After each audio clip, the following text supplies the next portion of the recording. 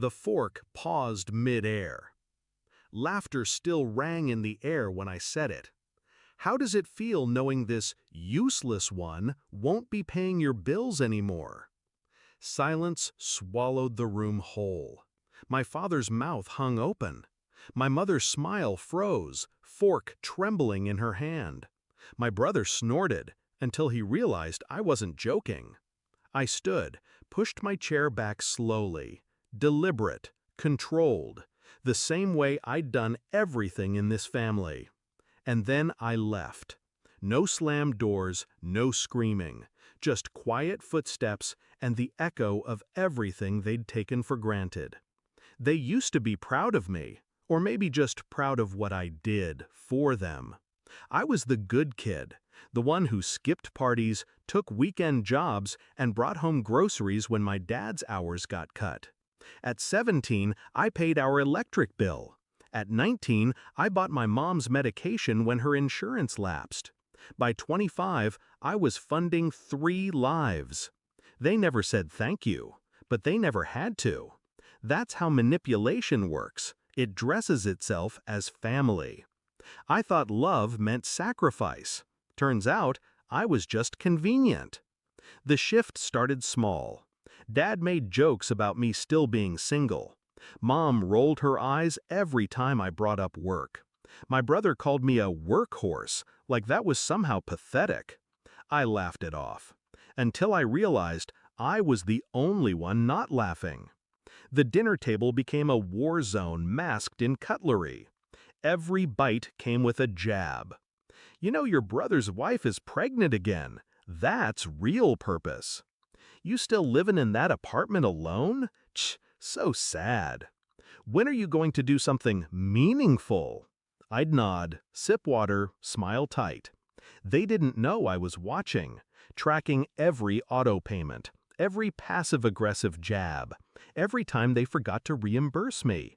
I kept notes, quiet, precise, because revenge isn't rage, it's patience with perfect timing. 6 weeks before that dinner, I made my move. I opened a new bank account, transferred all auto pays, canceled joint authorizations, updated my billing addresses, quietly removed my name from the house deed. I was never the owner anyway. Then I met with a lawyer.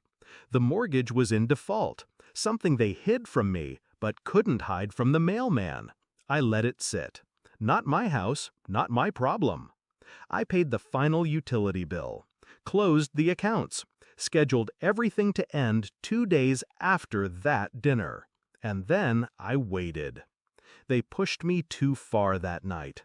The joke wasn't new, my dad calling me useless, but something about the way he said it, the way they all laughed like I wasn't even human, that's when I let the word slip. How does it feel knowing this useless one won't be paying your bills anymore?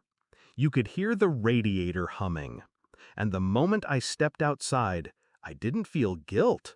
I felt light. The fallout was delicious. 2 days later, the lights went out. The gas followed, then the internet. My brother called me 6 times, left 4 voicemails. Hey, Mom said the power's out. You cancel something? Bills are stacking up. Just help out till we get it sorted, yeah? I didn't answer.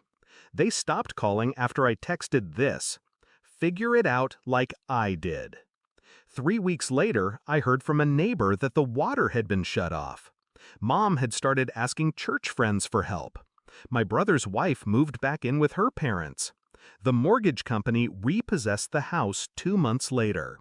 I watched the listing go up online, grainy photos of the living room I'd grown up in, now stained and hollow.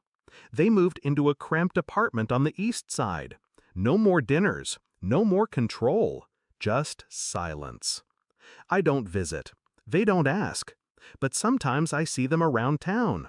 My father graying and bitter, my mother thinner, my brother quieter. I hear they blame me, say I abandoned them. But the truth is, I just stopped saving people who were happy to drown me. I bought a small place last month. Not big, but warm, peaceful. mine.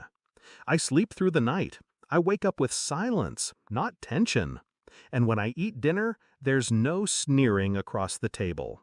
Just me and peace. People ask if I regret it, walking away, letting them fall. No, because I didn't destroy them. I just stepped aside and let gravity finish the job. And now, they finally know what it feels like to depend on someone who's done being used.